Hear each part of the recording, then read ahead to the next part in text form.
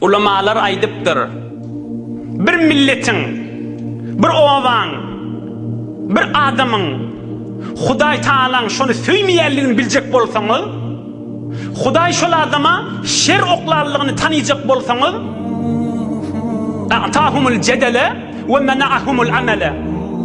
Cedelleşmeli bolsa, sakırdaşmaly bolsa, paçawlaşmaly bolsa, kepläp oturmaly bolsa, onu yamanlamaly bolsa, yek bolup öwde duranlar, amal etmeli bolsa da hiç ortada ýokdur şol adam diýipdir. Cedelleşmeli bolsa, ýok o jirede, bizrede, näme diýip beýtýär, bolmady ahym o diýip, aslen ýöne harf awvel urýar kepläni. Hemme zada ýetik, aslen öýdur ahym molla bolýar. Emma amal etmeli bolsa, gyr ýogy da. İhlas etmeli bolsa ýogy da.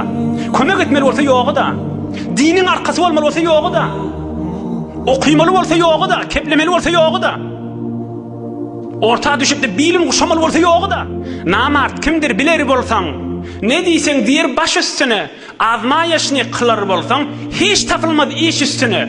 Bir imtihany deýin diýseň, asl işe tapylýan nädir şol adam diýipdir. İnsafly iýlen yaratmaz, akıl adamlıktan çykmaz.